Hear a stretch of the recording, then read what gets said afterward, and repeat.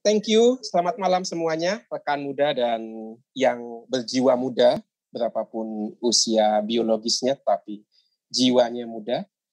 Karena yang berjiwa muda selalu pengen terus belajar. Itu ciri berjiwa muda. Tidak pernah puas dengan pengetahuan yang sudah dimiliki. Ya, saya diundang ke komunitas Benediktus, komunitas basis Benediktus ini untuk membawakan tema yang dari hasil diskusi kiranya tema ini cocok ya. Cocok ada dua alasan.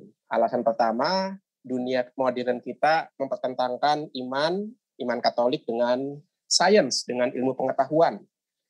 Apakah benar harus dipertentangkan begitu? Nah, itu aktualnya di situ. Yang kedua, alasan yang kedua adalah nama komunitas basis ini.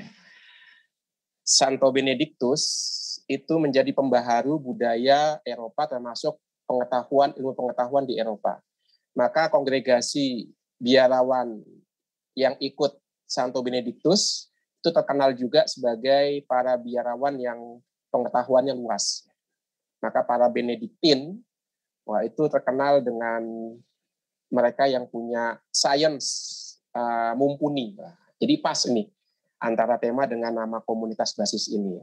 Nah, tanpa panjang lebar saya akan men-sharingkan apa yang sudah saya siapkan dengan klaim. Saya tidak akan banyak membahas.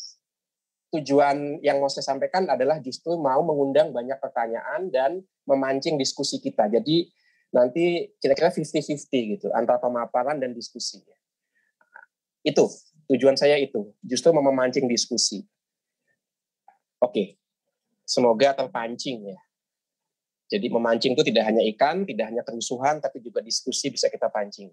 Oke. Iya.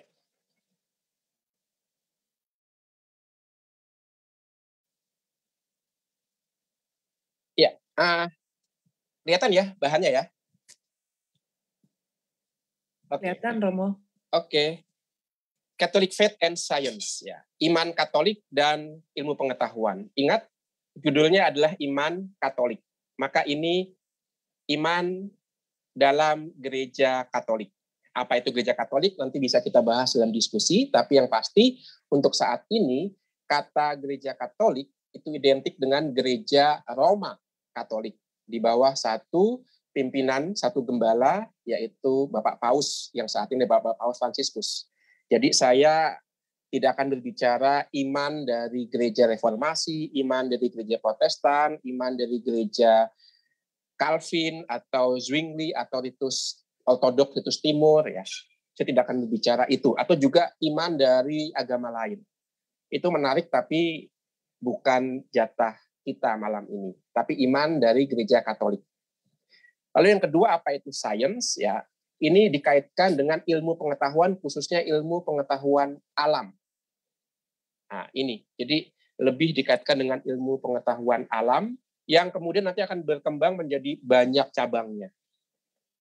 Tapi pertama-tama ke arah situ. Yang memang pendekatannya seperti yang dikatakan tadi, perlu ada observasi, pembuktian, dan seterusnya. Nah, ini tema kita pada malam ini. Ya. Maka pertanyaannya adalah, apakah iman dan pengetahuan itu dua kebenaran yang bertentangan atau satu kebenaran dengan dua cara menafsirkan kebenaran itu? Nah, ini pertanyaannya. Apakah iman dan ilmu pengetahuan itu dua kebenaran yang saling bertentangan, atau sebenarnya mau mencari satu kebenaran dengan dua metode, dua cara menafsirkan? Nah, ini pertanyaan pertama. Maka apakah agama dan pengetahuan itu dua kebenaran yang saling bertolak belakang?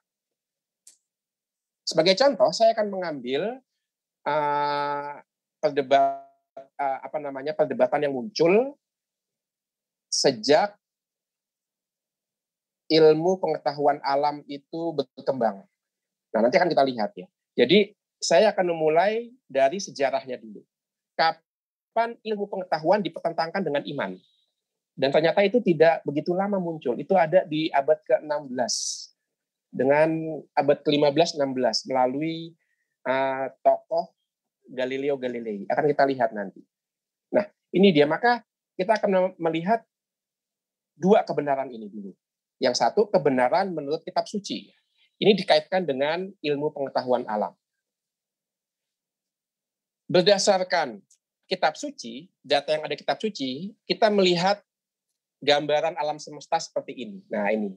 Jadi, inilah gambaran alam semesta yang dipahami orang sebelum lahirnya ilmu pengetahuan alam. Jadi, kalau kita membaca kitab suci, maka pemahaman kita tentang alam semesta, tentang planet-planet, atau dengan bahasa mudahnya itu kosmologi, itu seperti ini. Matahari dan benda-benda langit tampak bergerak mengitari bumi yang statis. Jadi, mungkin masih ingat pelajaran SD, SMP, atau SMA dulu ya. Ini yang namanya pandangan geosentris. Dari bumi, sentris itu pusat, bumi menjadi pusatnya. Maka benda-benda lain, benda-benda langit, planet, matahari, bulan, itu bergerak mengelilingi bumi. Nah, ini gambarnya seperti ini.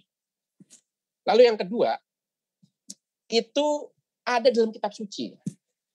Karena kalau kita buka misalnya Yosua bab 10 ayat 13, kita akan menemukan ayat yang mengatakan, maka berhentilah matahari dan bulan pun tidak bergerak. Lihat, kitab suci mengatakan bahwa bumi itu diam dan matahari serta bulan itu bergerak.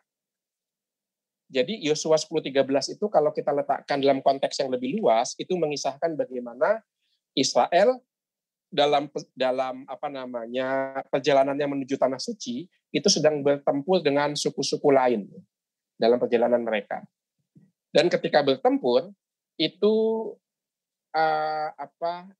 Yosua bisa memerintahkan dengan kuasa Allah untuk menghentikan matahari dan bulan yang bergerak supaya apa? Supaya pertempuran terus terjadi sehingga bangsa Israel bisa menang. Karena biasanya kalau orang berantem, orang bertempur pada waktu itu hanya bertempur di siang hari. Maka bagaimana caranya supaya Israel menang? Ya udah dibuat siang terus, tidak ada malam.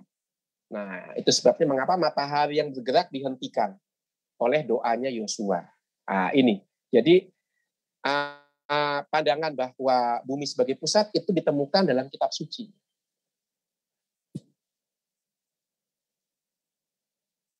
Dan kalau kita lihat kosmologi atau cara melihat semesta, dari kitab suci juga kita bisa melihat bahwa ada 3 bagian alam semesta itu. Yang pertama adalah bagian yang paling atas. Kalau dalam gambar di sebelah kanan itu kita lihat ini. Bagian yang paling atas itu sebelah sini. Ya. Ini ada dalam bahasa Latin namanya Caelum Imperium, yaitu kerajaan langit, habitaculum, tempat tinggal, Allah, Dei, et, dan omnium, semua yang terpilih. Nah, ini dia. Ini bagian yang paling atas nih. Jadi di sini adalah kerajaan langit, tempat tinggal Allah, dan semua yang dipilih. Siapakah semua yang dipilih? Para malaikat yang kudus dan juga orang-orang kudus. Ini bagian paling atas dari alam semesta menurut kitab suci. Lalu bagian yang kedua adalah cakrawala. Cakrawala itu adalah dua garis di bawah bagian yang paling atas itu, yaitu ini dan ini. Ini adalah cakrawala. Cakrawala isinya apa? Cakrawala ini isinya air. Jadi dua bagian ini isinya air nih. Maka ada gambar begini kan. Ini air, ya. Ini juga ada air. Maka cakrawala itu sebenarnya fungsinya menahan air yang di atas supaya nggak tumpah. Nah, ini fungsi cakrawala di sini. Ini cakrawala menahan air yang ada di atas ini supaya nggak tumpah. Ini cakrawala, ini juga air. Itu bagian yang kedua. Bagian yang ketiga itu adalah diisi oleh benda-benda langit. Maka di sini ada bintang, di sini juga ada bulan, dan di sini ada planet-planet, Saturnus, ya, Jupiter, Mars, dan seterusnya. Merkurius, ada bulan-bulan termasuk salah satu planet pada waktu itu, dan pusatnya adalah bumi. Nah, ini bagian yang ketiga. Maka dengan cara pandang seperti ini kita bisa memahami kalau kita misalnya membaca kitab Kejadian. Allah menciptakan cakrawala. Dan dalam kitab Kejadian dikatakan fungsi cakrawala adalah memisahkan air yang ada di atas, yaitu ini, dan air yang ada di bawah, yaitu di bumi. Nah, ini fungsi cakrawala. Memisahkan air yang ada di atas dan air yang ada di bumi. Nah, jadi kita punya pemahaman seperti itu. Dan kita juga bisa memahami kalau kita misalnya membaca kisah Nuh dalam kitab Kejadian bab 7 ayat 11 sampai 12. Air bah itu terjadi karena apa? Karena Allah membuka sumber-sumber air yang ada di bawah di bumi ini dan juga membuka keran cakrawala sehingga air yang ada di atas itu juga jatuh ke atas bumi. Atau pakai bahasa kitab sucinya, Allah membuka tingkap-tingkap keran-keran air, baik yang ada di bumi maupun yang ada di cakrawala. Sehingga bumi kepenuhan air, lahirlah air bah. Nah, ini adalah gambaran alam semesta menurut kitab suci. Nah, ini. Jadi saya ulangi, dalam gambaran alam semesta menurut kitab suci, karena kita sekarang mau melihat bagaimana alam itu dilihat. Baik dari perspektif kitab suci, maupun dari perspektif ilmu pengetahuan alam yang nanti akan kita lihat. Tapi dari perspektif kitab suci dulu, kita bisa memahami seperti ini. Alam semesta itu dibagi menjadi 3 bagian, yaitu langit yang paling atas, tempat tinggal Allah dan orang-orang kudus bersama para malaikatnya, bagian yang pertama. Bagian yang kedua itu cakrawala, yang fungsinya menahan air di atas langit supaya nggak tumpah. Bagian yang ketiga itu benda-benda, yaitu benda-benda langit, bintang, planet-planet, dan matahari, bulan, dan bumi. Ini bagian yang ketiga. Nah, ini maka kurang lebih gambaran inilah yang muncul ketika kita membaca kitab suci. Alam semesta digambarkan seperti itu. Dan ini adalah bumi menjadi pusat di sini. Bumi menjadi pusat. Karena menurut penglihatan, bumi diam. Tapi yang bergerak itu matahari, bergerak dari timur ke barat. Demikian juga bulan. Bulan yang bergerak. Bintang-bintang juga bergerak. Maka pergerakan bintang, pergerakan planet itu bisa dijadikan alat untuk menghitung kapan panen, kapan menanam, ya kan, dan seterusnya. Jadi yang bergerak adalah benda-benda langit.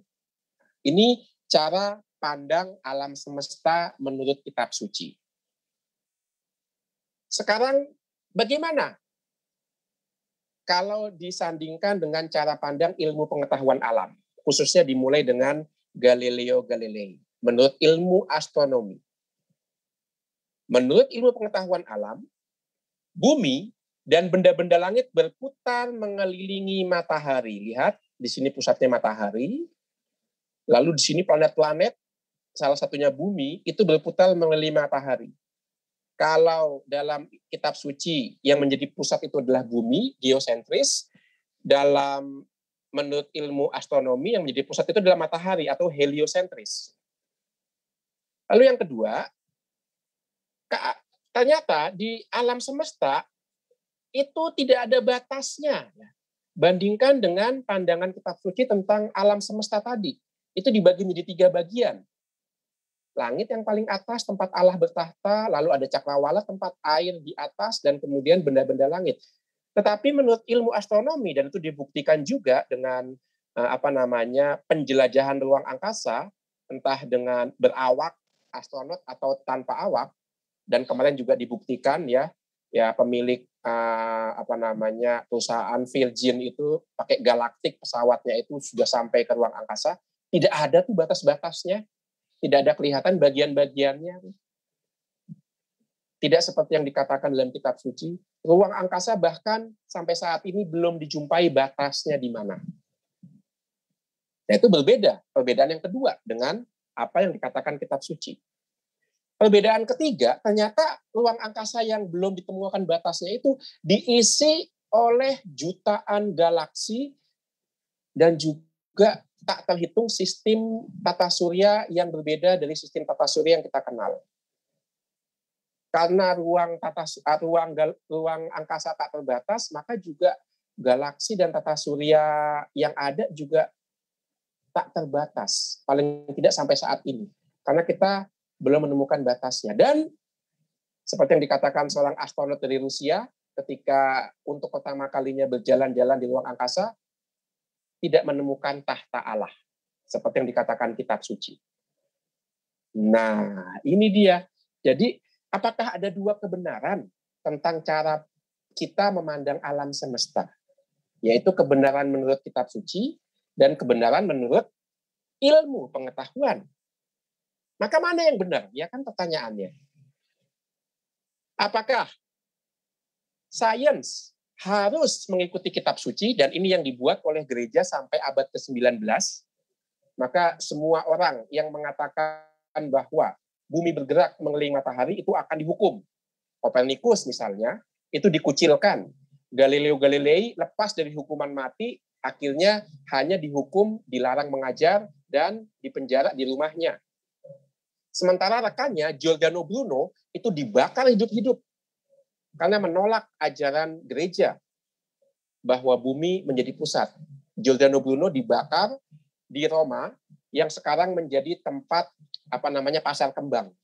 Jadi pasar kembang bukan hanya ada di Jogja, tapi di Roma juga ada pasar kembang. Nah, itu Giordano Bruno dibakar di sana. Karena ilmu pengetahuan yang ia ajarkan berlawanan dengan kitab suci.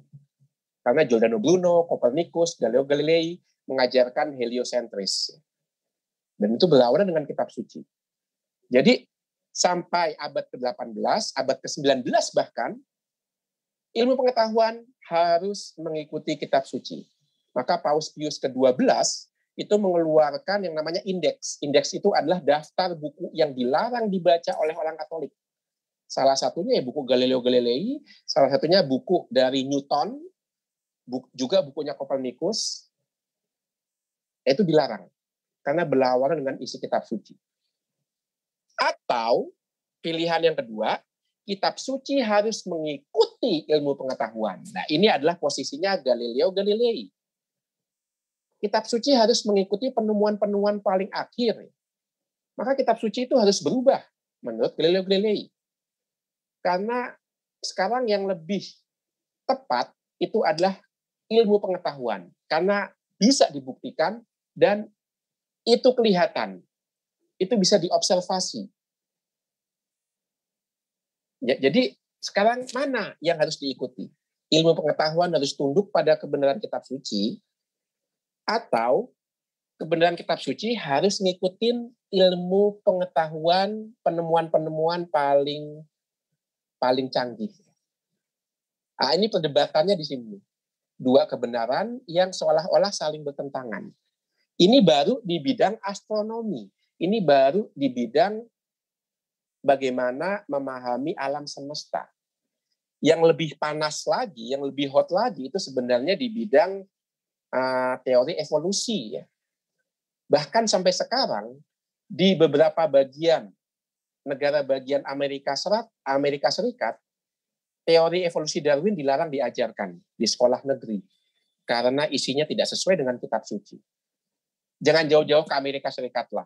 Ketika saya mengajar di Sekolah Tinggi Filsafat Triarkara, ketika saya mengatakan bahwa Adam dan Hawa itu adalah kisah Adam dan Hawa adalah kisah dalam kitab suci memiliki gaya sastra mitologi, ada yang protes. Yang protes itu orang Katolik tulen. Dia mengatakan, Romo, salah yang kamu ajarkan. Adam dan Hawa itu betul-betul ada. Teori evolusi Darwin itu salah. Jadi manusia pertama itu betul-betul ada. Manusia itu Adam dan Hawa yang pertama, bukan dari monyet. Nah, itu dia. Maka itu menjadi lebih panas lagi kalau kita masuk ke teori Darwin. Tetapi tanpa pandangan tentang alam semesta yang digolkan oleh Kopernikus dan Galileo Galilei, teori evolusi Darwin tidak akan muncul ya. Karena pandangan tentang alam semesta inilah yang menjadi revolusi ilmu pengetahuan. Sekarang ilmu pengetahuan bisa berdiri sendiri tanpa harus mengikuti kitab suci. Bukan hanya bebas dari kitab suci, tapi bahkan bisa melawan kitab suci. Dan kemudian di abad 18, itu lahirnya teori evolusinya Darwin. Berkat cara pandang yang baru seperti yang kita lihat tadi, cara memandang alam semesta dengan baru, yang bisa bebas dari dalam tanda kutip kitab suci tadi itu ya. Bahkan teman saya juga pernah mengatakan dinosaurus itu tidak ada karena tidak ada kitab suci. Nah ya kan, coba sekarang kita lihat betapa banyak sampai sekarang ini orang beriman menjadikan kitab suci sebagai dasar untuk ilmu pengetahuan. Kalau tidak ada di kitab suci, maka itu tidak benar. Dinosaurus salah, ya kan? Heliosentris, matahari sebagai pusat, itu juga salah. Teori evolusi Darwin itu juga salah karena tidak diciptakan dalam kitab suci. Tidak hanya di situ, termasuk juga dalam relasi sosial. Maka pertanyaan-pertanyaan yang hangat, misalnya terkait dengan LGBT, ya kan, itu pun dianggap salah karena kitab suci mengatakan kalau orang melakukan LGBT itu akan nasibnya seperti Sodom dan Gomora, itu dikasih hujan belerang dan panas dari langit, ya, hukumannya seperti itu. Apakah harus seperti itu kitab suci dibaca? Nah, ini dia pertentangannya seperti ini. Maka apakah benar kebenaran kitab suci dan kebenaran ilmu pengetahuan harus dibaca berlawanan? Maka saya mengusulkan dialog. Jadi kita mau melihat iman dan ilmu pengetahuan itu tidak harus dipertentangkan, tapi harus dibuka ruang dialog. Apakah mungkin ada ruang dialog? Ada. Paling tidak saya menawarkan 3 hal. Yang pertama, harus disadari kitab suci itu adalah buku iman. Pertama-tama buku iman, bukan buku pengetahuan ilmiah. Apa artinya buku iman? Kita mau belajar dari Santo Agustinus. Santo Agustinus mengajarkan bahwa Roh Kudus tidak diutus untuk menyampaikan kebenaran tentang bulan dan matahari. Nah, itu dia, lihat. Jadi, kita tahu yang memberikan inspirasi kepada penulis kitab suci adalah Roh Kudus.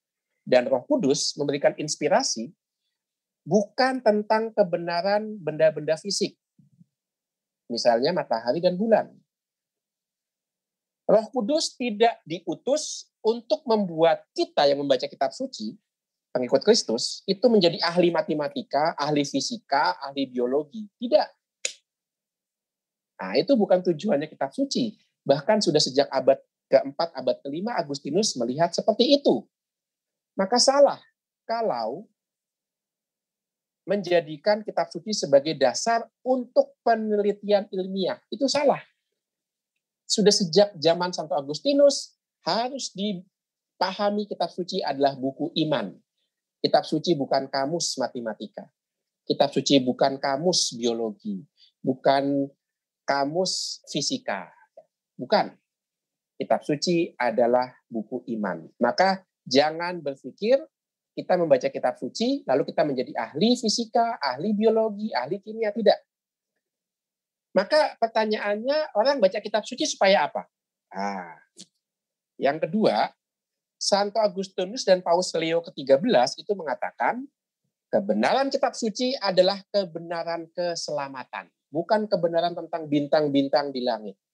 Bukan kebenaran tentang sejarah bumi atau sejarah nenek moyang manusia. Bukan. Kebenaran kitab suci adalah kebenaran yang menyelamatkan. Artinya apa?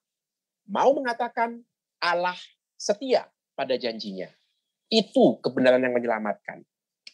Kalau boleh, saya akan menggunakan analogi terkait dengan hal ini. Kitab suci itu adalah buku iman. Iman artinya relasi dengan Allah. Maka dia tidak mau mengatakan sesuatu yang terkait dengan fisik, dengan ciptaan Allah. Tetapi mau mengatakan bagaimana Allah setia. Bagaimana mau mengatakan relasi kita dengan Allah. Saya analogikan tentang dalam keluarga. Relasi kita dengan anggota lain dalam keluarga tidak ditentukan oleh hal-hal yang fisik. Apakah saya lebih mencintai kakak saya karena saya menguasai pengetahuan fisik tentang kakak saya. Saya tahu ukuran badannya, tinggi badannya, saya tahu lebar pinggulnya, saya tahu persis berat badannya, saya tahu persis jumlah rambutnya. Kan nggak di situ kan ya. Relasi saya dengan kakak saya lebih ditentukan dengan bagaimana saya berkomunikasi dengan kakak saya. Bagaimana saya mengenal hobinya apa, talentanya bagaimana, pacarnya siapa, ya kan, tempat kesukaannya di mana. Nah, itu yang lebih menentukan daripada pengetahuan saya tentang fisiknya, tentang data-data objektif tentang kakak saya. Nah, itu. Jadi ini perkara relasi. Dan relasi tidak semata-mata ditentukan oleh pengetahuan fisik. Itu jelas penting fisik ya. Saya tahu muka kakak saya seperti apa, ya kan. Lebih baik lagi tahu ukuran sepatunya apa sehingga pas ulang tahun saya bisa tahu membeli sepatu yang pas. Ya. Itu penting. Tapi bukan pertama-tama dari situ. Pertama-tama ditentukan oleh komunikasi saya dengan dia. Kesukaannya apa? Bagaimana saya menyediakan waktu, ya kan? Itu. Demikian juga kitab suci. Tidak pertama-tama memberitahu kita tentang kebenaran benda-benda ciptaan. Itu fisik. Tapi pertama-tama relasi dengan Allah, yaitu Allah itu setia. Dan itu kebenaran yang menyelamatkan. Itu fungsi pertama kitab suci. Itu kebenaran yang ada dalam kitab suci, yaitu kebenaran iman. Artinya kebenaran relasi saya dengan Allah. Maka jangan cari pengetahuan alam dalam kitab suci atau sejarah dunia dalam kitab suci. Jangan dicari ke sana. Walaupun kitab suci memberikan informasi tentang itu, misalnya tentang apa, kita bisa menemukan sejarah Raja Mesir, Firaun ada di kitab suci, atau misalnya sejarah Raja Babilonia Nebukadnezar ada di kitab suci. Tapi bukan pertama-tama buku sejarah, tapi buku iman. Nah, ini yang pertama, kitab suci adalah buku iman, bukan buku ilmu pengetahuan. Walaupun kitab suci memberikan di sana-sini beberapa sumber pengetahuan juga. Lalu apakah kemudian tidak ada hubungannya dengan pengetahuan yang saat ini kita geluti? Tidak juga. Karena kitab suci itu membuka jalan pada ilmu pengetahuan. Kitab suci membuka jalan untuk sains. Kok bisa, Romo? Bisa. Karena apa? Karena dalam kitab suci disebutkan Allah menciptakan alam semesta, dan alam semesta itu dikatakan baik adanya. Alam semesta itu baik. Artinya apa? Dia kalau diteliti tidak akan menyerang balik kepada kita. Jadi karena baik, itu pantas diteliti. Itu pantas dikenal. Itu pantas diketahui. Maka coba, menarik kalau kita refleksikan. Ilmu pengetahuan, sains yang berkembang saat ini, walaupun banyak menerima sumbangan dari geometri di Timur Tengah, ilmu perbintangan dari Persia, ilmu ukuran bangunan dari Mesir, juga pengetahuan obat-obatan dari China, dari Tiongkok. Tetapi mengapa?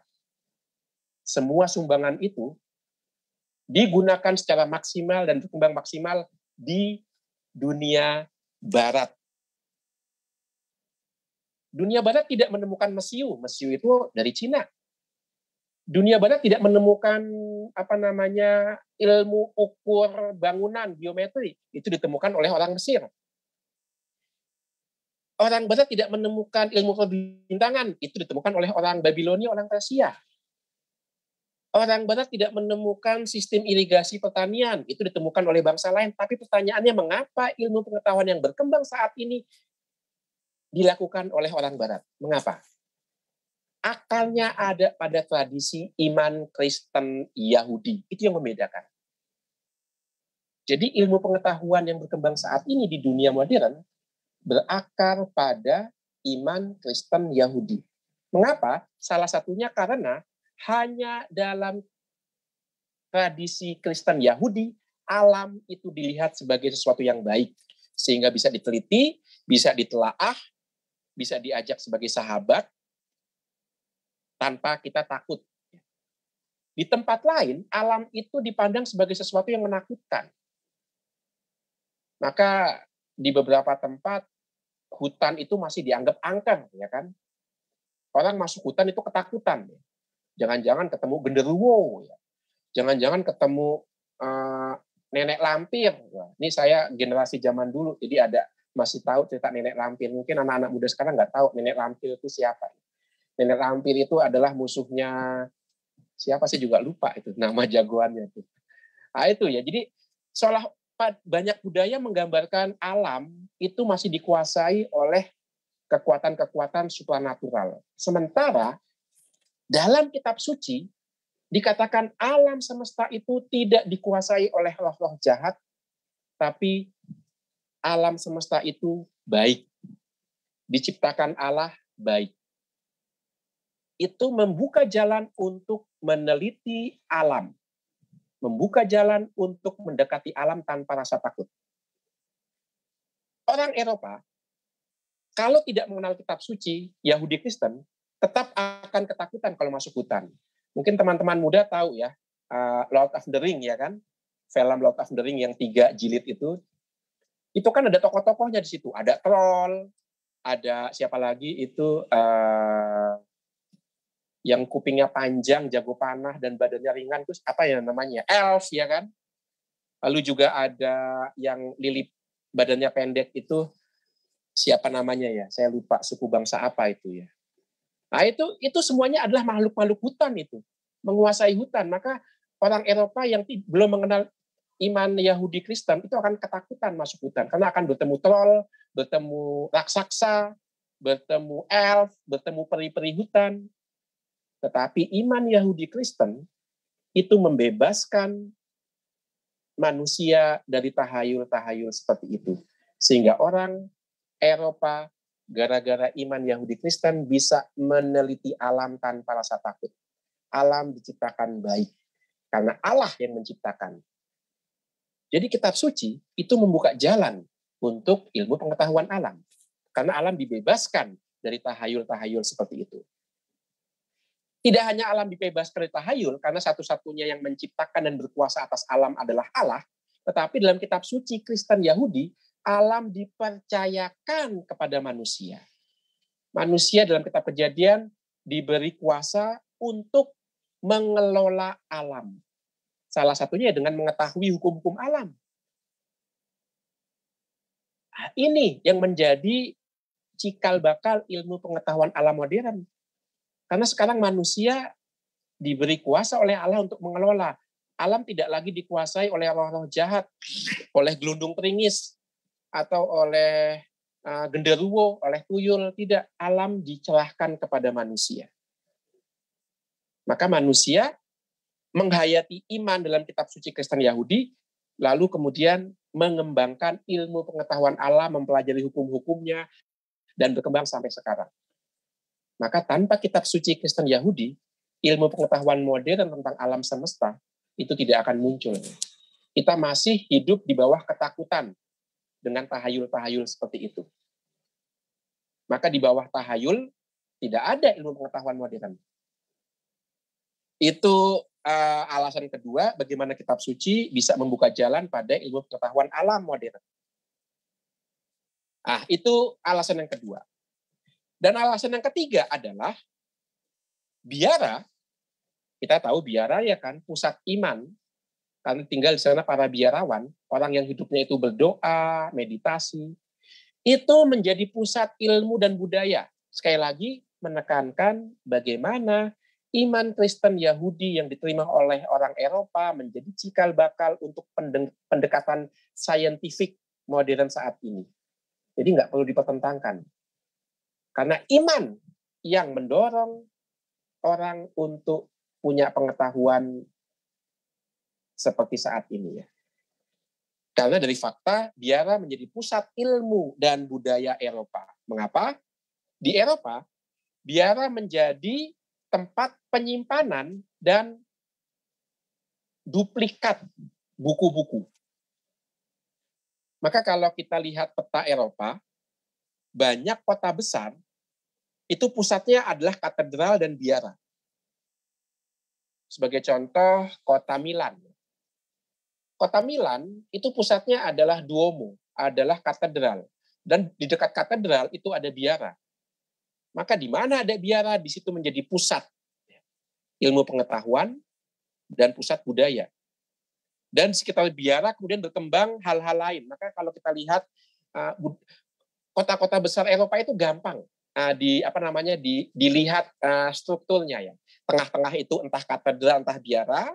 Lalu di seputar katedral dan biara itu ada pasar, ya. Ada tempat perdagangan jual beli. Lalu bersamaan dengan pasar itu ada pusat pemerintahan, ya kan? Lalu setelah itu ada pemukiman penduduk. Itu strukturnya gampang ketebak. Jadi kota-kota kuno Eropa itu selalu begitu. Contohnya tadi saya katakan Milan, atau yang lebih tua lagi Paris. Ya. Paris itu kan kalau kita lihat kotanya itu kan berkembang seperti lingkaran. Ya. Mulai dari Notre Dame de Paris yang ada di satu pulau itu, pusatnya di situ, dan di dekat Notre Dame de Paris ada biara, lalu ada pusat pemerintahan juga, lalu kemudian melebar, di daerah luar itu ada yang namanya River Gauche, di sebelah kiri itu adalah pusat pengetahuan, maka di situ ada Universitas Sorbonne. River Droite di sebelah kanan itu ada pusat perdagangan. Di situ ada Lafayette, ya. Tempat yang sering dikunjungin oleh orang-orang Indonesia kalau ke Paris belanja di Lafayette. Ya. Ada juga pusat perbelanjaan Sang Martang.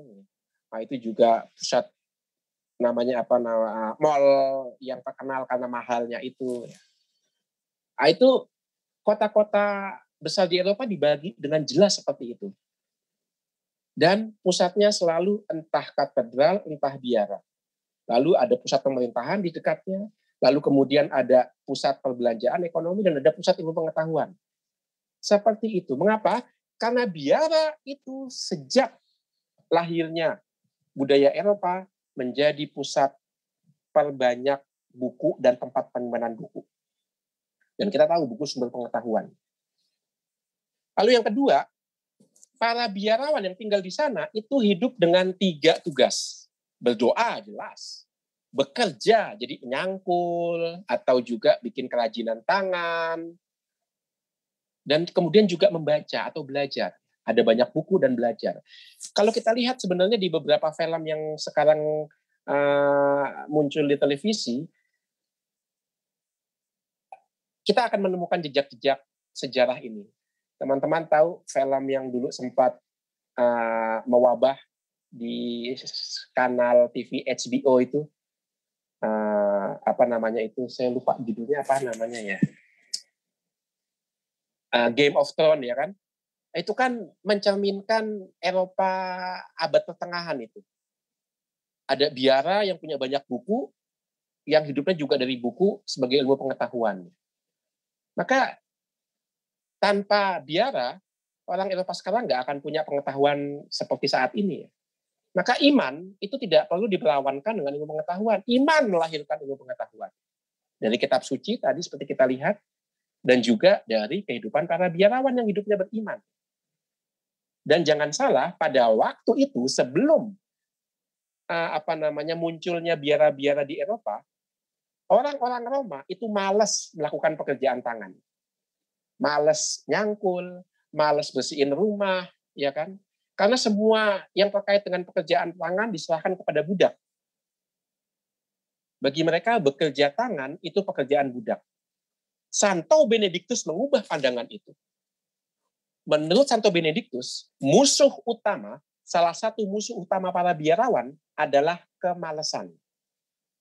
Itu sebabnya mengapa kita mengenal semboyan dari Santo Benedictus, ora et labora. Bekerja dan berdoa. Berdoa dan bekerja.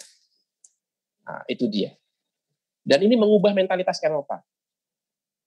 Sehingga orang Eropa kemudian belajar untuk bercocok tanam. Dulu bercocok tanam dibuat oleh budak. Sekarang orang Eropa belajar bercocok tanam. Banyak lahan-lahan yang ditinggalkan oleh budak diolah lagi oleh orang-orang yang belajar dari para biarawan. Nah ini, maka dari sejarah Eropa sendiri dengan adanya biara kita melihat ilmu pengetahuan justru berkembang di biara. iman tidak bertentangan dengan ilmu pengetahuan. Dan yang ketiga, terakhir, biarawan dilatih mencintai pekerjaan tangan. Sudah kita bahas tadi ya. Karena apa? Karena dengan pekerjaan tangan, itu kemudian orang dekat dengan kenyataan fisik. Orang tidak hanya berteori, tapi bekerja dengan tangan, dan di situ juga salah satunya melakukan eksperimen.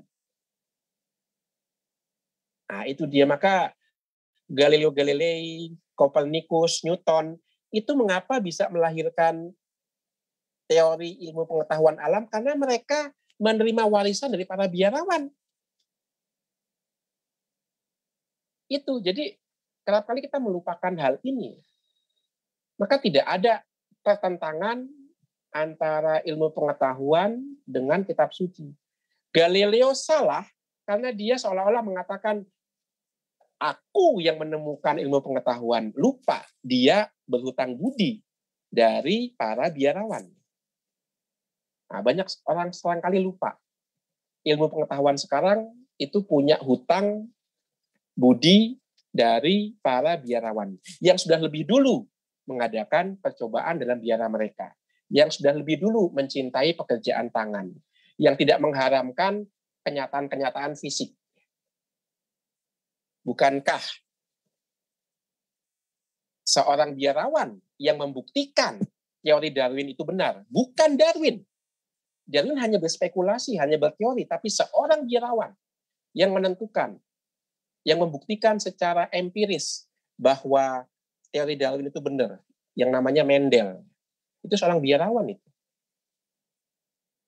Jadi dengan demikian, sebenarnya pengetahuan modern yang lahir di Eropa saat ini dan iman Kristen, dalam hal ini iman Katolik, tidak bertentangan tapi berkaitan.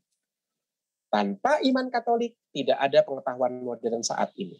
Tetapi sebaliknya, pengetahuan modern sekarang ini bisa mengundang kita untuk beriman secara dewasa.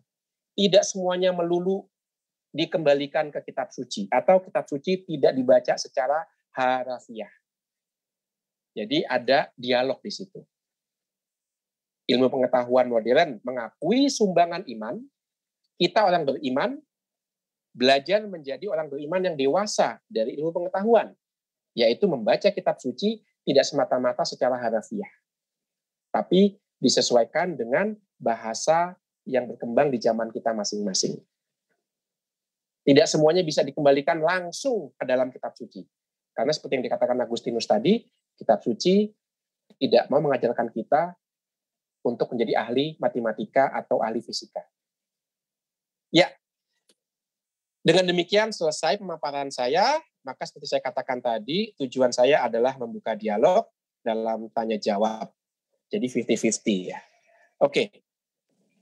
Dengan demikian saya kembalikan kepada Bapak moderator. Saya. Iya. Oke.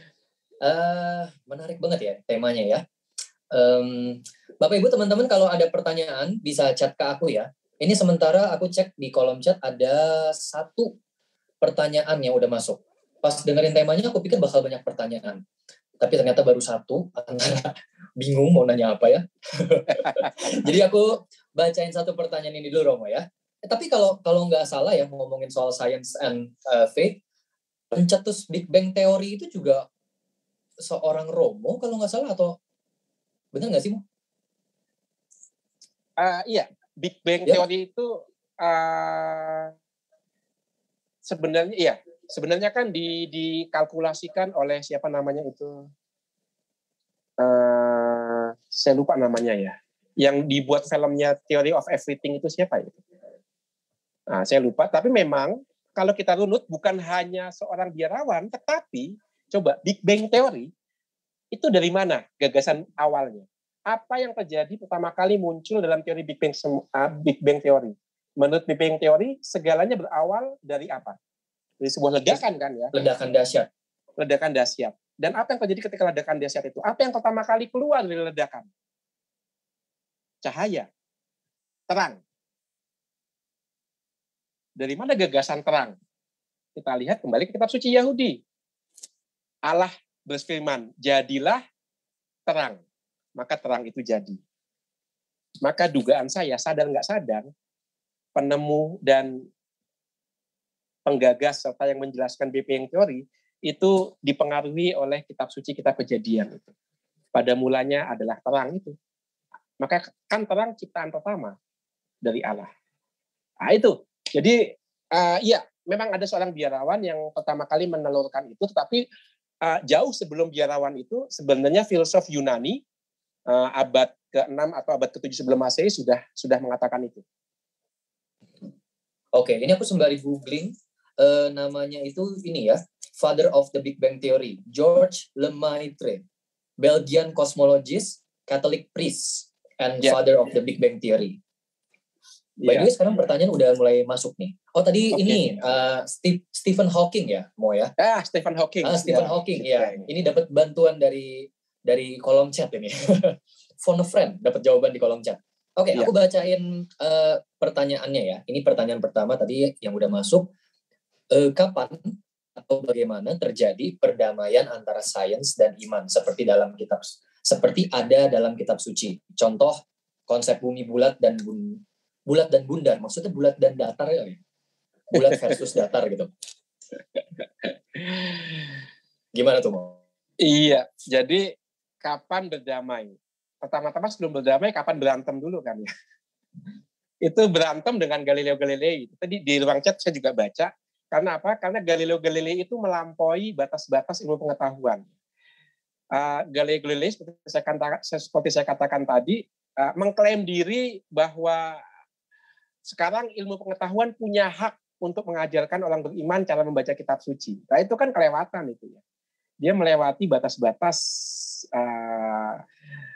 bidang ilmu pengetahuan yang dia miliki. Semuanya itu punya batas. Nah, Galilei itu menyerang iman dengan cara, nih lihat, kitab suci harus dibaca dengan kacamata sains. Nah, itu dia udah kelewatan batas itu. Sementara Agustinus tahu batas. Ya. Dia mengatakan kitab suci bukan untuk mengetahui kebenaran fisik, benda-benda fisik. Kitab suci adalah buku iman. Agustinus tahu batas. Sementara Galileo Galilei melewati batas. Dia memaksa kita untuk membaca kitab suci dari kacamata ilmu pengetahuan modern. Itu kan kelewatan itu ya. Nah itu masalahnya. Jadi sejak saat itulah kemudian konflik pengetahuan dengan iman. Lalu di abad 18, abad 19, yang lebih dahsyat lagi, yang lebih mengguncang lagi, bukan lagi ilmu pengetahuan alam, tapi ilmu pengetahuan sejarah. Sekarang semua kebenaran kitab suci dipertanyakan. Apakah betul Adam dan Hawa itu betul-betul ada secara historis? Apakah betul Abraham itu, Musa, Iskak, kalau betul ada, di mana kuburannya? Lalu sampai 3 majus dipertanyakan historisitasnya. Puncaknya adalah historisitas Yesus. Itu pun dipertanyakan. Bahkan kalaupun Yesus historis ada, itu dikatakan tidak sesuai dengan ada dalam kitab suci. Karena Yesus ditemukan misalnya ada satu sarkofagus atau makam yang diukir nama Yosua bin Yosef plus Maria Magdalena plus ada anaknya namanya siapa, yaitu ada sarkofagus atau peti mati dengan nama Yesus dan Maria Magdalena. Maka kitab suci Perjanjian Baru dipertanyakan kebenaran historisnya.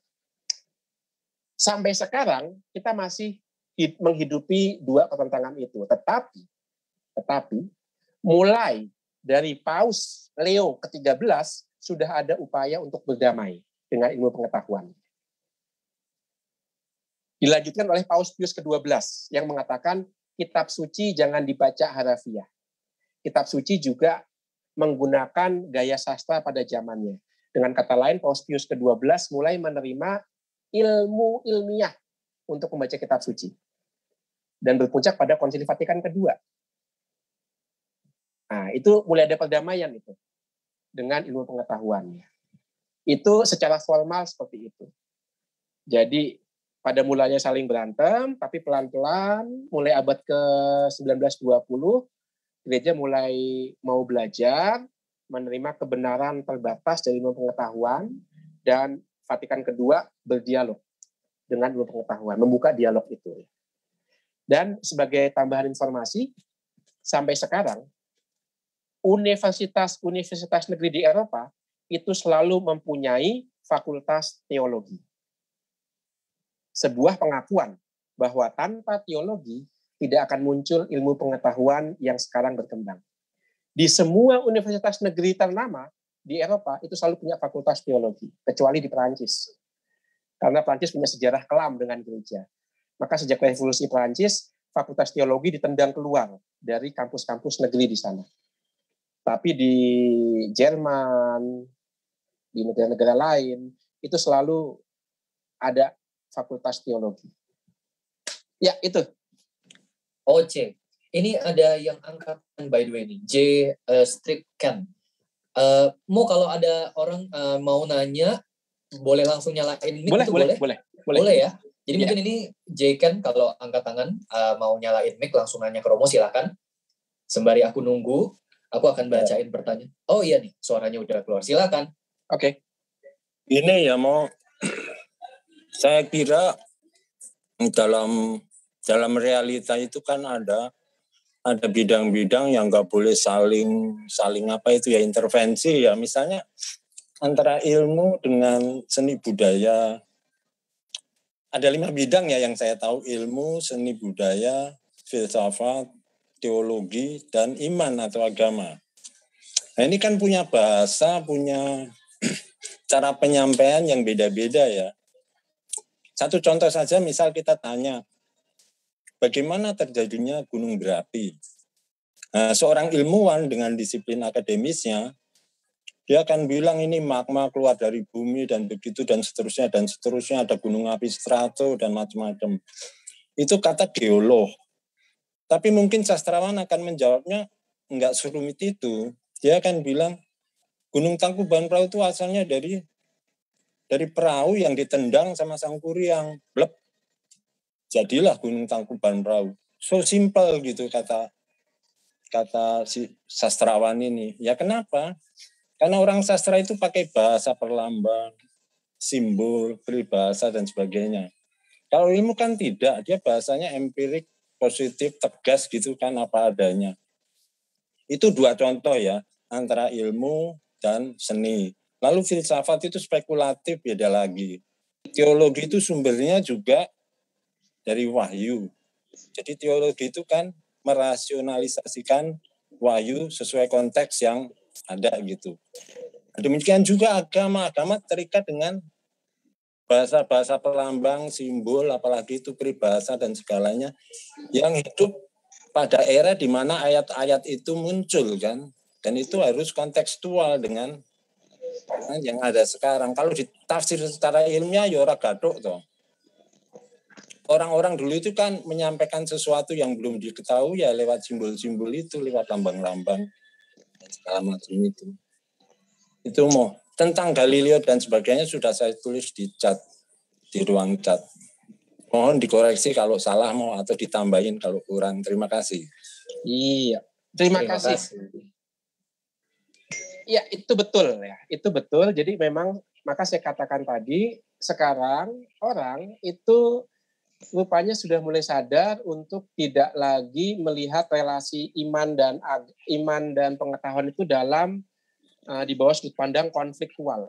Kita sudah melewati fase-fase itu ya. Tapi memang ada beberapa militan, ateis militan yang masih mengibarkan bendera konflik antara iman dan ilmu pengetahuan. Contohnya Richard Dawkins itu. Wah, itu mengklaim diri sebagai ateis militan ya. Pokoknya kalau nggak bisa dipegang, pokoknya kalau nggak bisa dibuktikan secara empiris, itu nggak benar, itu nggak konkret, itu nggak nyata. Nah ini ateis militan.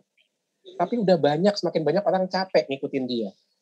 Nah, karena itu juga nggak memecahkan banyak masalah kehidupan kok. Sebenarnya betul yang dikatakan tadi ya, orang hidup nggak hanya dari pengetahuan ilmiah.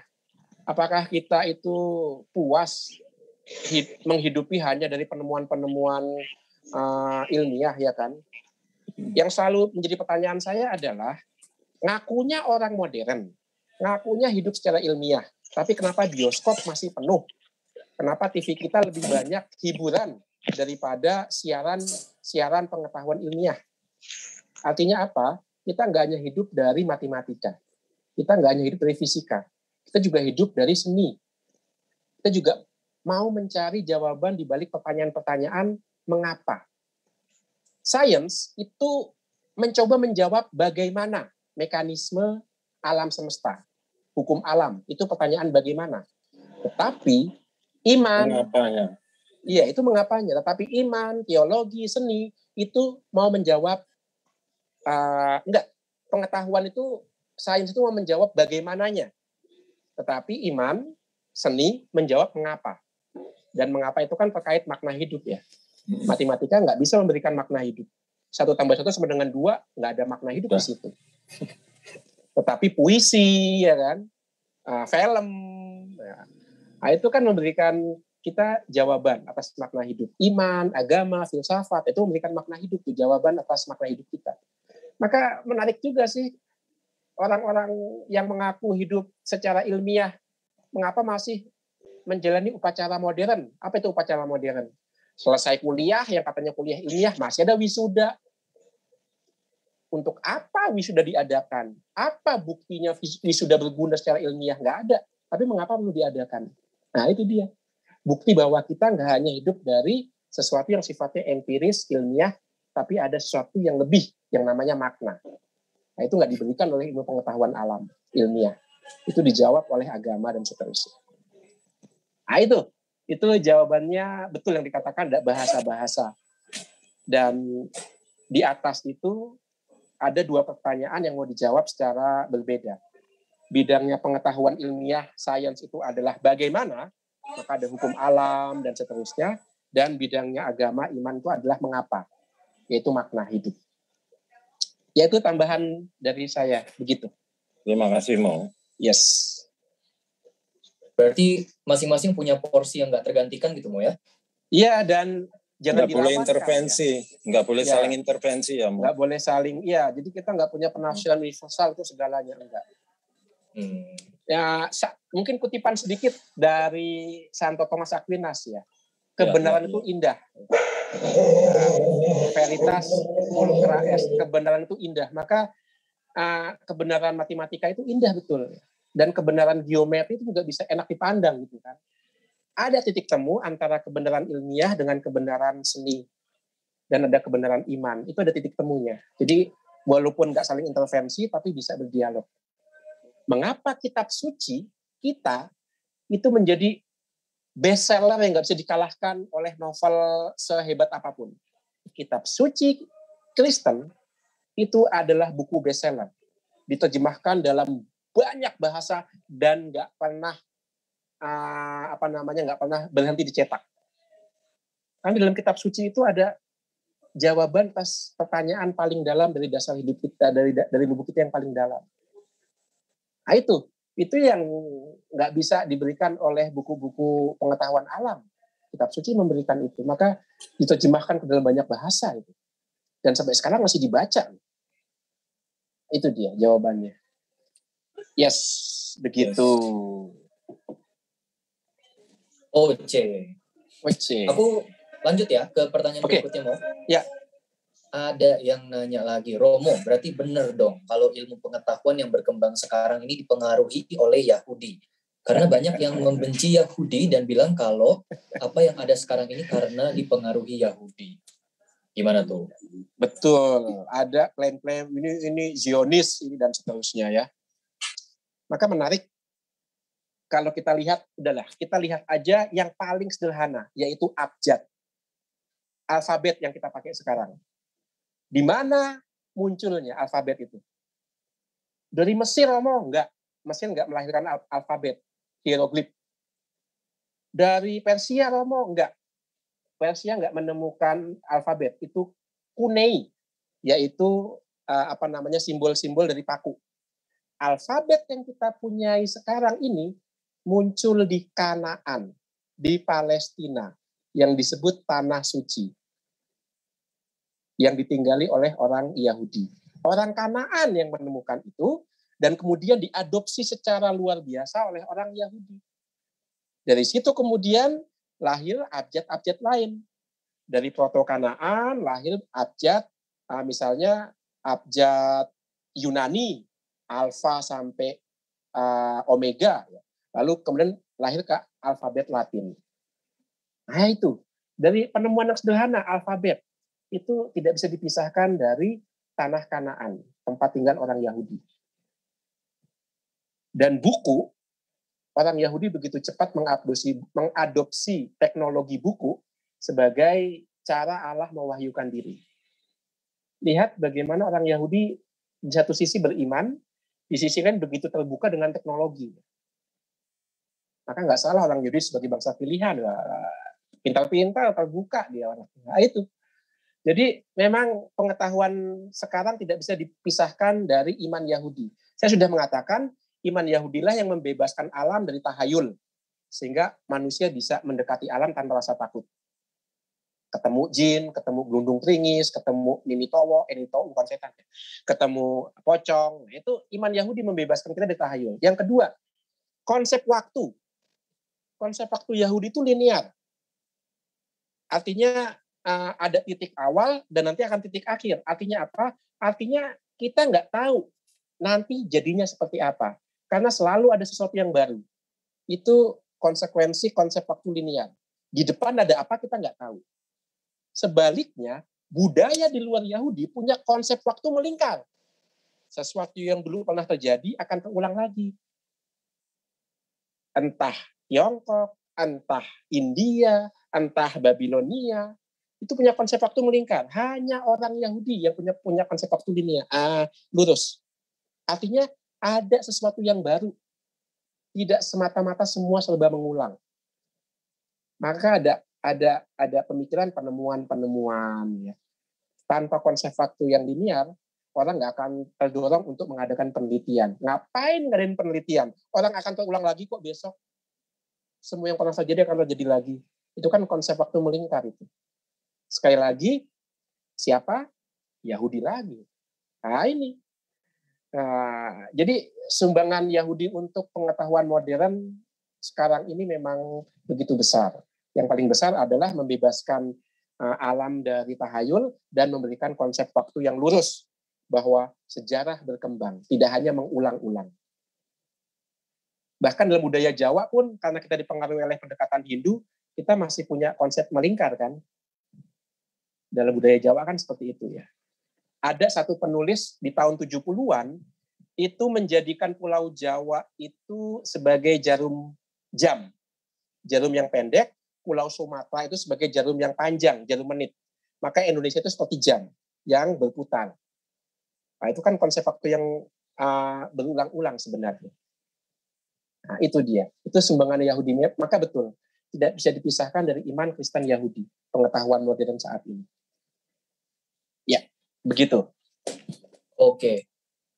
Tadi sampai mana pertanyaan aku? Keseruan dengerin. Bentar ya. Aku lost. Ini nih ketemu pertanyaannya. Dia pertanyaannya kepisah 2 chat gitu. Mau menanyakan dari gambar lingkaran bahwa ada 3 bagian alam semesta yang tadi yang di awal-awal itu. Oh ya. Okay. Alam semesta yakni di atas langit, cakrawala dan bumi, benda-benda langit. Sebagai orang Katolik kita mengenal api pencucian. Dalam skema itu api pencucian ada di mana ya? Di nomor 1, 2, atau 3?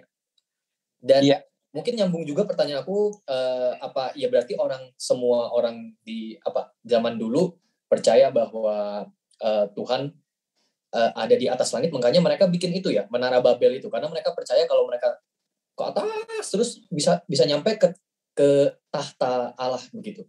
Betul. Iya, tempat semua itu. Kegiatan Allah dilakukan ada di sana. Iya, betul. Ya, seperti itu. Maka kosmologinya, pandangan tentang alam memang seperti itu, yang di atas. Maka kan di dalam kitab suci orang mau membangun menara sampai atas, mau menyundul tahta Allah sehingga mau menggantikan Allah. Maka Allah kan secara gaya sastra seperti dikatakan tadi, mau meruntuhkan kesombongan manusia. Sehebat-hebatnya manusia nggak akan sampai ke alibataknya Allah, gitu kan, pakai bahasa puisinya Sutarsi itu ya. Nah itu. Jadi memang gambarnya seperti itu, dan pertanyaannya kemudian api penyucian di mana? Iya. Kitab suci tidak bisa menjawab itu, tetapi cara pandang Yahudi yang kemudian juga untuk beberapa waktu dipegang juga oleh beberapa teolog Kristen di zaman bapak-bapak gereja, ada keyakinan seperti ini. Semua orang yang meninggal, jiwanya itu akan naik.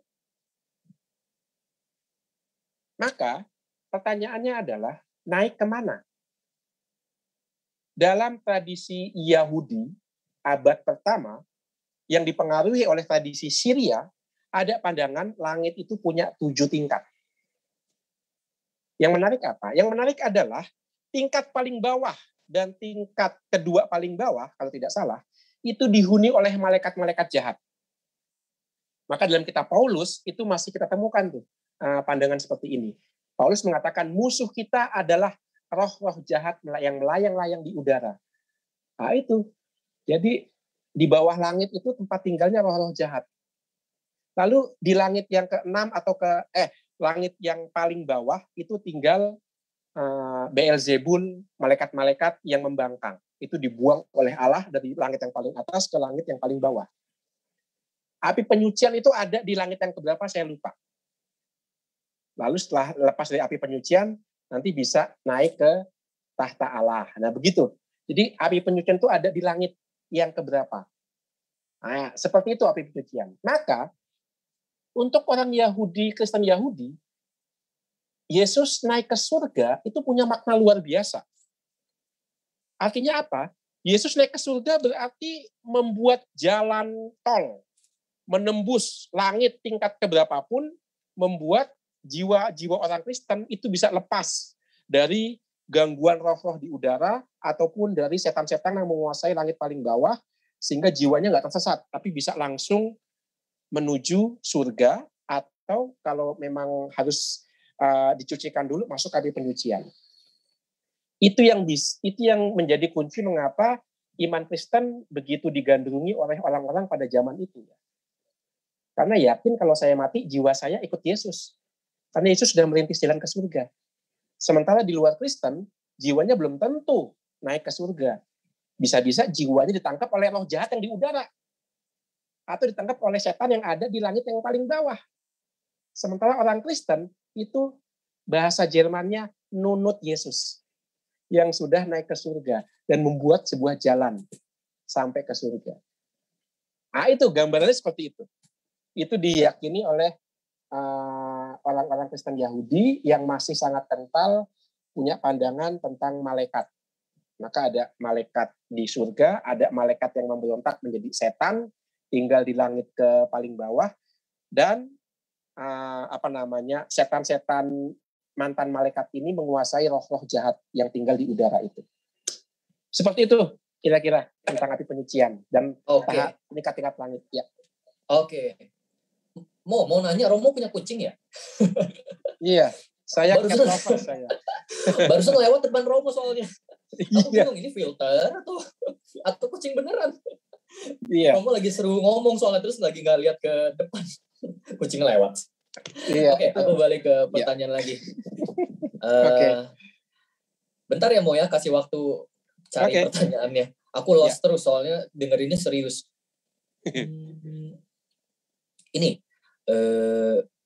Ini pertanyaannya berlanjut nih Mo, jadi agak panjang ya. Yosua berdoa ke Tuhan tadi ya untuk meminta matahari stop bergerak biar ngebantu bangsa Israel menang perang.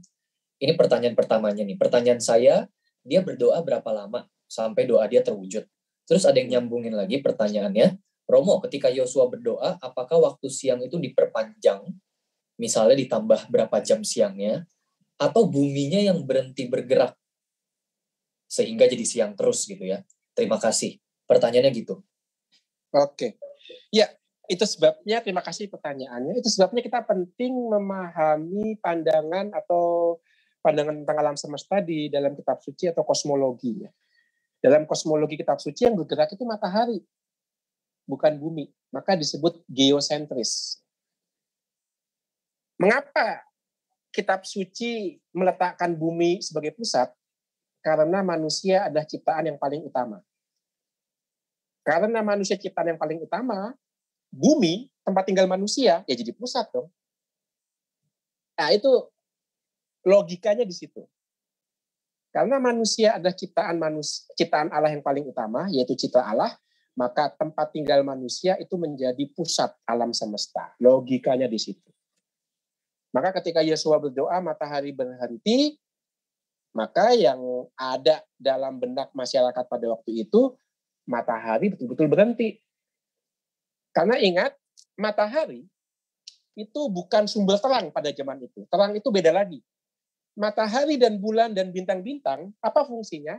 Dalam kitab Kejadian kita tahu, fungsi benda-benda langit adalah untuk terutama menunjukkan waktu.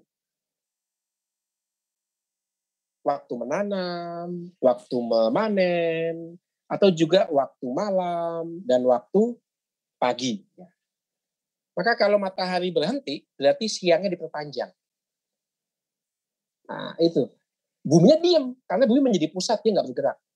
Yang bergerak adalah matahari dan bulan. Dan bulan juga disuruh berhenti, supaya malam nggak datang. Karena ingat, fungsinya benda-benda di langit adalah menunjukkan waktu. Kalau ada waktunya bulan, ya malam. Kalau ada matahari, ya waktunya siang. Maka bulan sama matahari disuruh berhenti, supaya siang jalan terus. Tidak digantikan oleh malam, sehingga bangsa Israel bisa terang terus. Nah, seperti itu. Yang berhenti mataharinya, bukan buminya. Maka bisa kita bayangkan, ketika Galileo membuktikan secara empiris dengan fakta yang kelihatan, bahwa ternyata bumi bukan pusat, betapa tergoncangnya orang-orang Kristen pada waktu itu. Orang Kristen merasa, wah, berarti bumi tidak sepenting dulu lagi dong. Berarti bumi hanya salah satu dari sekian banyak planet. Berarti manusia itu juga nggak begitu penting ya.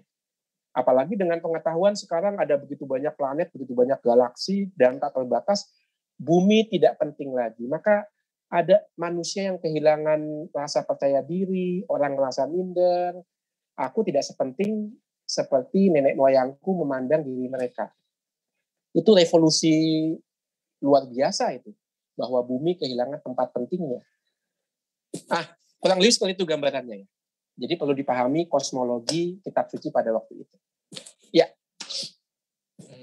Oke. Pertanyaan yang pertamanya tadi udah dijawab belum ya? Sorry aku ini. Ya kayaknya udah, karena saya mengatakan yang berhenti matahari.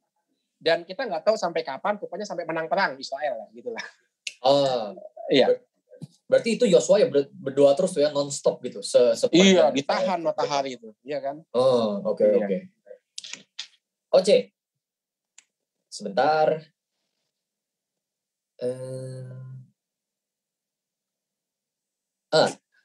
Ini pertanyaan berikutnya.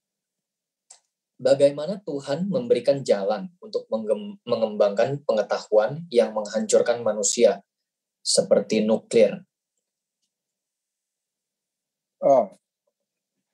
Iya, pertanyaannya gitu. Udah sih, chatnya begitu doang ya. Tapi mungkin tadi kan kayak teknologi modern bisa berkembang thanks to biarawan-biarawati gitu, yang menjadi pusat pengetahuan, pusat budaya. Tapi kan teknologi yang sekarang itu kan ada yang digunakan untuk good means, ada yang untuk bad means. Mungkin salah satunya nuklir gitu. Mungkin pertanyaannya kayak bagaimana yang how come ini yang awalnya dari biarawan-biarawati pengetahuan yang baik kok bisa lead to bad teknologi gitu kali ya. Tapi kalau aku salah ininya, nge-rapnya salah, mungkin yang bertanya boleh langsung ini ya. Boleh langsung nyalain. Bisa. Aku takut salah nanyanya soalnya. Iya. Ini pertanyaan dari Steve Bala. Jadi kalau mau dikoreksi silakan langsung nyalainnya ya. Bagaimana Tuhan memberikan jalan untuk mengembangkan pengetahuan yang menghancurkan manusia seperti nuklir? Iya, betul. Itu saya paham itu kira-kira. Maksudnya apa? Jadi seperti ini. Semua berawal dari kebebasan manusia. Itu sudah ada dalam kitab Kejadian. Dalam kitab Kejadian kalau kita baca, di tengah-tengah Taman Firdaus, itu ada 2 pohon loh. Ada yang bisa jawab nggak? Pohon apa itu? Kita biasanya hanya mengatakan pohon pengetahuan dan kehidupan. Betul, itu dia. Ada 2 pohon di Taman Firdaus, di tengah-tengahnya, yaitu pohon pengetahuan dan pohon kehidupan. Yang menarik apa? Yang menarik adalah manusia digoda untuk makan pohon pengetahuan, tapi tidak tergoda untuk makan pohon kehidupan. Karena apa? Karena bagi manusia rasanya kehidupan nggak penting. Yang penting adalah saya menguasai dengan pengetahuan saya. Ini godaan sejak menurut kitab suci manusia pertama. Manusia pengen mendominasi, pengen take control without limit. Pengen menguasai, pengen mendominasi, lupa penguasa sejati adalah Allah. Itu godaan sejak awal, bahkan ada dalam kitab suci. Maka mengapa kemudian pengetahuan yang akalnya adalah iman kok bisa berkembang menjadi pengetahuan yang menghancurkan iman, bahkan menghancurkan kehidupan itu sendiri, karena manusia tergoda untuk berkuasa, menggantikan Allah. Ya, kalau kita lihat film-film yang booming kan, itu kan yang terjadi. Lihatlah film Endgame. Bagaimana Thanos mengklaim sebagai Tuhan, ya kan? Aku yang punya kuasa menentukan siapa yang hidup, siapa yang mati. Itu kan godaan kita. Lalu juga yang terakhir kemarin selesai itu, serinya film Loki itu, kan juga tuh penguasa waktu sakral itu kan mau menentukan varian mana yang bisa saya bunuh dan siapa yang saya biarkan tinggal di waktu. Nah itu kan sebenarnya film-film itu adalah versi modern terhadap apa yang kita temukan di kitab Kejadian. Bahwa dalam diri kita ada kecenderungan untuk menjadi penguasa bersaing dengan Allah. Itu sebabnya mengapa manusia pertama tergoda makan buah pengetahuan.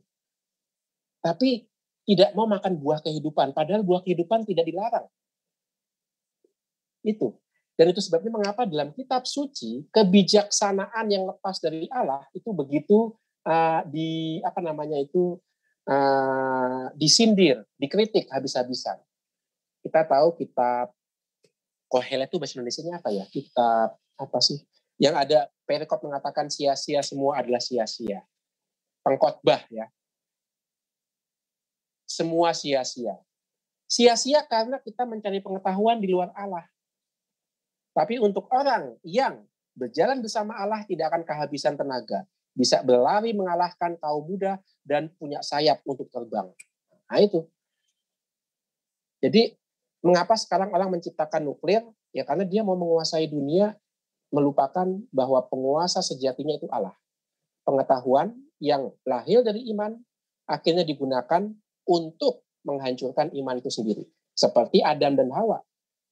Dikasih pilihan ada pohon pengetahuan dan pohon kehidupan, dia milih pohon pengetahuan dan tidak memilih kehidupan. Seperti sekarang, orang menggunakan pengetahuan untuk menghancurkan kehidupan. Jadi tragedinya sama. Lihat membuktikan bahwa kitab suci masih aktual sampai sekarang. Ya kan? Maka kitab suci betul menyelamatkan. Maka ajaran-ajaran kitab suci berfungsi untuk membuat kita tidak mengambil langkah Adam dan Hawa. Itu artinya kebenaran iman dalam kitab suci adalah kebenaran yang menyelamatkan, membuat kita tidak memilih menjadi penguasa yang otoriter seperti Thanos, seperti dia yang ada sejak semula dalam film Loki, gitu. Dan seterusnya itu ya. Seperti Hitler misalnya ya kan, seolah-olah mati hidup orang di tangan saya. Nah itulah fungsinya kitab suci, mengajarkan kita untuk hidup yang sampai sekarang pun masih aktual. Begitu, semoga bisa membantu. Ya. Yes. Ngomong-ngomong si Romo ini referensinya banyak ya. LOTR dia nonton, GOT dia nonton, Loki aku belum nonton, dia udah nonton selesai kayaknya.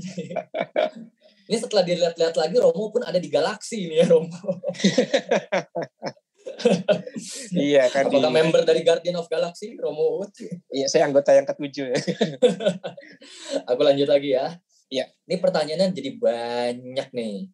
Romo, bagaimana dengan aliran New Age yang melihat pengetahuan tentang energi dan frekuensi? Aliran Reiki tentang aura tubuh. Apakah iman Katolik kita menentangnya 100%? Karena di Kompas Benediktus kita sebelumnya pernah bahas nih ya soal New Age ya. Bahwa itu kepercayaan yang tidak sejalan dengan iman Katolik. Atau apakah dapat mengkatolikkan aliran tersebut? Apakah dapat mengkatolikkan aliran tersebut? Pertanyaannya gitu. Atau mungkin ini kali Romo ya, kayak apakah bisa berdialog juga gitu, seperti science dan faith? Ya, thank you untuk pertanyaannya. Ini menarik. Kalau kita lihat, New Age itu muncul di abad orang krisis keyakinan. Ya. Orang pernah begitu percaya pada ilmu pengetahuan, pada pendekatan yang betul-betul ilmiah, tapi apa yang dihasilkan? Perang Dunia Pertama, Perang Dunia Kedua. Lihat ketika otak dipakai hanya untuk menciptakan senjata dan tidak dipakai untuk berelasi dengan orang lain, akhirnya dua perang itu. Jadi orang ragu-ragu lah. Dulu saya percaya sama Tuhan, tapi dikalahkan oleh percaya pada ilmu pengetahuan. Sekarang ilmu pengetahuan nggak memberikan jawaban. Akhirnya lahirlah gerakan New Age. Dan New Age itu sebenarnya kembali ke tahayul zaman dulu. Ya kan ada energi. Dulu ngomongnya peri, dulu ngomongnya jin, ngomongnya troll, ngomongnya elf, ngomongnya peri-peri seperti itulah. Sekarang ngomongnya energi yang sebenarnya impersonal. Elf itu kan impersonal karena dia tidak punya pribadi, seperti roh-roh di udara nggak punya pribadi. Energi juga bukan pribadi. Sebenarnya yang New Age itu kan apa ciri khas New Age? Ciri khas New Age adalah comot sana, comot sini, disatukan ke dalam pandangan bahwa Allah itu adalah alam, alam itu adalah Allah. Jadi panteisme sebenarnya New Age itu. Semuanya itu ada energi.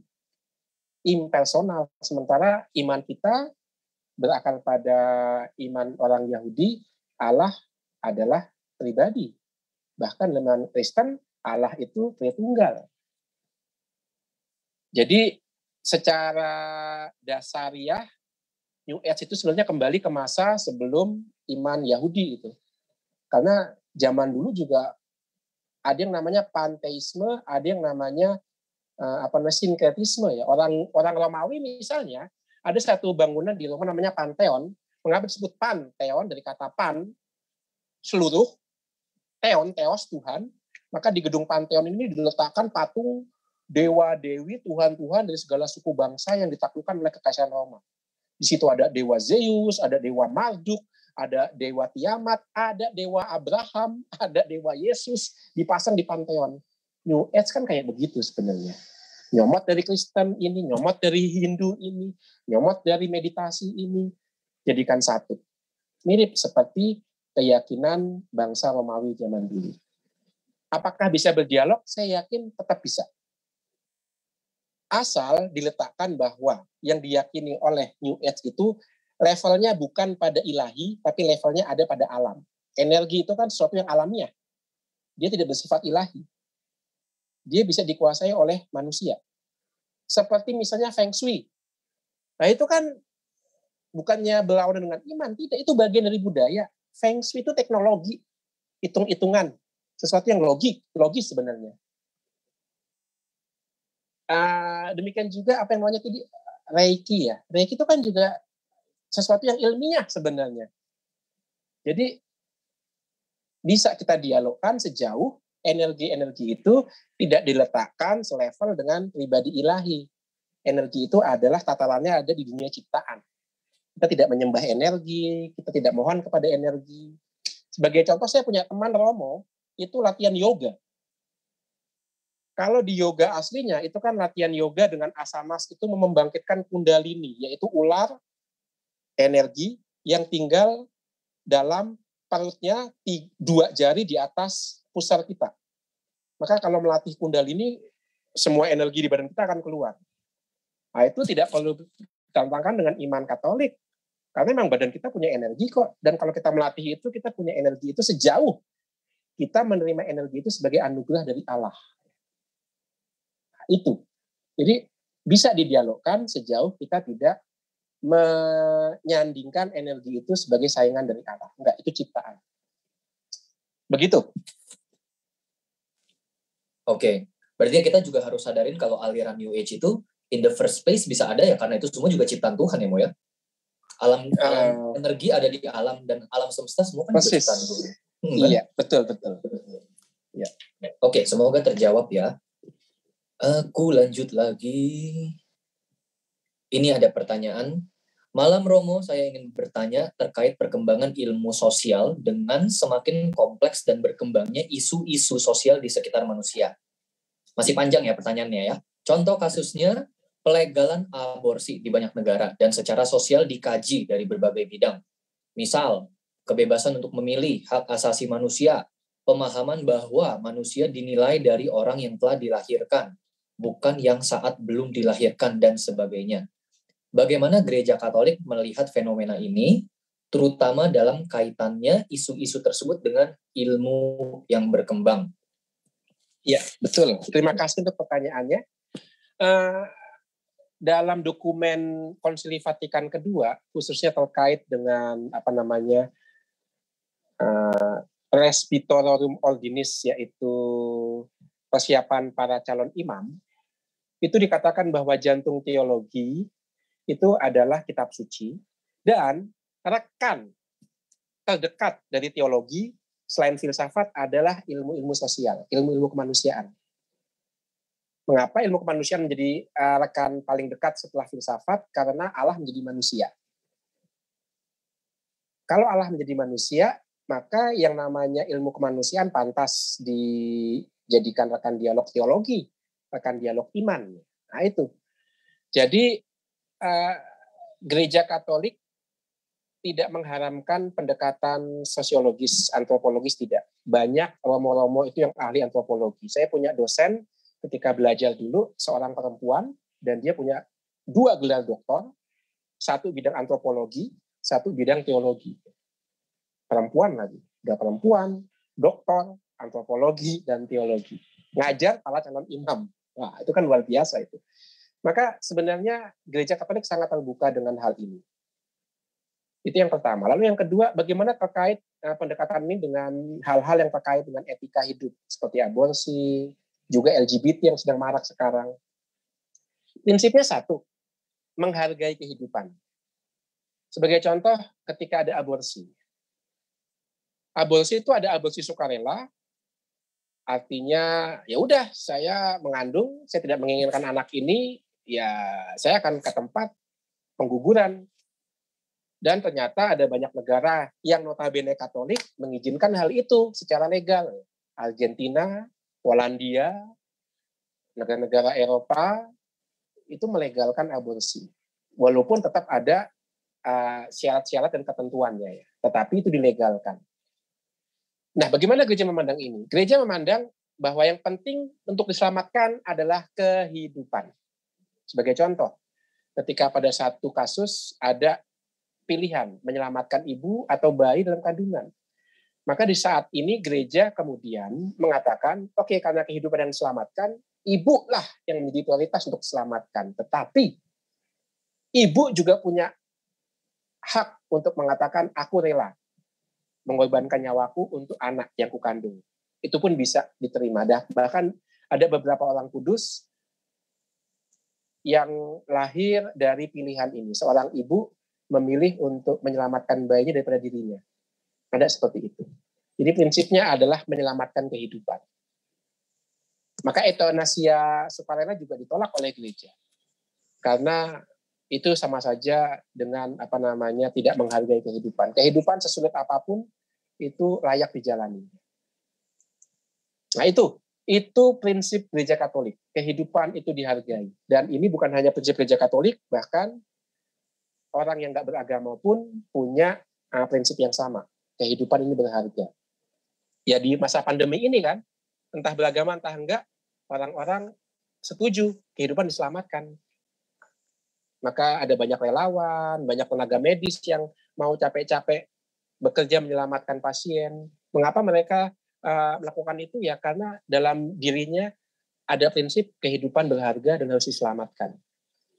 Di sini prinsip Katolik tidak berbeda dengan prinsip yang ada dalam hati banyak orang. Entah apapun agamanya, bahkan tidak beragama sekalipun. Itu hukum universal. Ada dalam seluruh perintah Allah, jangan membunuh. Itu diakui oleh semua budaya, diakui oleh semua agama. Bahkan yang nggak beragama sekalipun mengakui itu. Begitu jawaban saya, terima kasih. Oke. Ngomong-ngomong udah jam 9 nih, 9 lewat 9, Dan masih ada beberapa pertanyaan. Jadi kalau aku nggak bacain semua pertanyaannya, mohon maaf ya. Karena udah malam nih, mungkin kita harus booking lagi Romo Uut ya. Buat episode kedua nih, bersama Romo Uut. Bahas soal itu mau tadi, apa yang katanya topiknya lebih hot. Apa tuh? Itu yang tadi lebih hot apa mau ya? Teori Darwin ya? Oh, oke. Evolusi ya. Bisa Iya. juga sih. Nah itu nanti pengurus dari Bene ini ya, atur janji lagi sama Romo Uut. Romo Uut mau ya nanti datang lagi ya, ngobrolin Oke, kita. bisa. Oke? Iya. Aku jadi ini ya, sebagai penutupnya aku bacain satu pertanyaan terakhir, boleh Mo? Boleh? Boleh ya? Ya. Oke. Ini ada pertanyaan yang juga lumayan panjang nih. Romo, bukankah yang Romo katakan itu mirip dengan penjelasan Toll House dari tradisi Ortodoks Timur? Aku akan bacakan cepat ya, karena agak panjang. Dia dari ini. Lihat, argumen yang digunakan biasanya di Lukas 22. Kemudian matilah orang miskin itu, lalu dibawa oleh malaikat-malaikat ke pangkuan Abraham. Jadi jiwa setelah kematiannya dibawa atau dilindungi oleh malaikat serangan roh jahat di udara sehingga bisa mencapai surga. Bagaimana tanggapan Romo terhadap doktrin Ariel Toll House? Tambahan lagi kutipan kitab suci dari Efesus 6:12. Karena perjuangan kita bukanlah melawan darah dan daging, tetapi melawan pemerintah-pemerintah, melawan penguasa-penguasa, melawan penghulu-penghulu dunia yang gelap ini, melawan roh jahat di udara. Ortodoks menafsirkan ini sebagai keadaan the reality of after death. Bagaimana Romo melihat dalam kacamata Gereja Katolik Roma tentang hal ini? Apakah ayat perlu ditafsirkan dengan arti literal atau harafiah, atau arti apa? Iya. Ya, terima kasih untuk pertanyaannya. Singkat saja. Yang pertama, betul, gereja Ortodoks itu mewarisi pemikiran bapak-bapak gereja yang sangat tertarik dengan teori tentang para malaikat. Ya. Maka dikatakan kan Lazarus dibawa jiwanya oleh malaikat. Ya. Ini warisan dari tradisi Yahudi. Ya. Nah, itu malaikat-malaikat itu menjadi penting di perkembangan iman Yahudi di abad pertama Masehi. Ya, sebelumnya malaikat belum bisa dibedakan mana malaikat mana Allah. Sebagai contoh, penampakan Yahweh dalam semak yang menyala kepada Musa. Itu malaikat atau Allah? Kalau dikatakan malaikat berbicara, tetapi disapa oleh Musa, ini Allah. Baru di abad pertama Masehi, orang Yahudi bisa membedakan antara Allah dan malaikat. Maka Injil Lukas itu jelas menunjukkan itu. Allah sekarang dibedakan dari malaikat. Dan Kristen mewarisi itu dijaga sangat kuat oleh gereja Ortodoks. Gereja kita, Katolik, karena dekat dengan Barat dan Barat tempat ilmu pengetahuan, kita cenderung merasionalisasikan. Malaikat tidak begitu penting lagi. Nah, sekarang ada mencoba merecovery kekayaan iman tentang malaikat ini. Malaikat pelindung, ya kan, coba dijadikan inspirasi lagi. Itu yang pertama. Lalu yang kedua, apakah harus baca harafiah? Bapak-bapak gereja membaca kitab suci dengan 4 cara. 1, harafiah. 2, moral, untuk tuntunan perilaku kita. 3, spiritual, artinya bagaimana kita dekat dengan Allah. Dan keempat, itu membuat kita rindu akan kehidupan abadi. Jadi membaca harafiah itu penting, tetapi jangan berhenti di situ. Karena yang harafiah belum tentu seperti itu, maka harus naik ke moral. Yang penting untuk saya, bagaimana hidup saya di dunia ini. Nah, itu yang paling penting. Karena kan itu pesan moralnya kan semuanya kan itu. Hidup harus berubah. Aku harus lebih baik lagi. Kemudian juga dibaca secara spiritual. Membantu aku berrelasi dekat dengan Allah. Lalu yang keempat, membuat aku pengen hidup abadi di surga. Jadi, jangan berhenti di harafiah. Harus sampai ke 3 cara membaca kitab suci lainnya. Seperti yang diajarkan oleh bapak-bapak gereja. Begitu jawabannya. Terima kasih. Oke, semoga menjawab untuk yang bertanya. Walaupun ada beberapa pertanyaan lagi, tapi kita sudahi dulu ya, karena sudah malam. Mata sudah mengantuk, ingin bobo. Jadi kita kasih tepuk tangan dulu untuk Romo Uut, yuk. Thank you. Thank you Romo Uut sharingnya.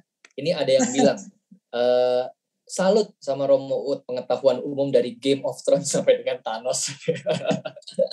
Romo Ut ini kalau di Game of Thrones berarti Maester, Grand Maester ada di Citadel si Romo Utnya. Mau nanti kita akan tutup minta doa dari Romo Ut sebagai penutup, tapi sebelumnya aku izin bacain pengumuman dikit, boleh Mo? Boleh. Ya, bacain pengumuman terus kita foto baru doa penutup ya Mo ya. Oke. Bapak Ibu teman-teman semua yang sekarang ada di sini, kenapa jadi lagu? Ada yang bilang. Jadi ini e-poster yang sekarang kalian lihat adalah Kombas Benedictus minggu depan. Kami harap Bapak Ibu teman-teman yang malam hari ini join lagi ya minggu depan di tanggal 23 Juli di jam yang sama 7.30 PM. Kita akan membahas dengan tema What is Christian Happiness? Apa itu kebahagiaan Kristiani? Dengan guest speaker kami berikutnya yaitu Romo Albertus Joni SCJ. Jadi Bapak Ibu teman-teman diharapkan kembali hadir minggu depan. Dicatat dari sekarang nih di kalendernya di tanggal 23 Juli hari Jumat di jam 7.30 PM. Kita ketemu lagi minggu depan. Oke? Sekarang kita foto bareng dulu ya.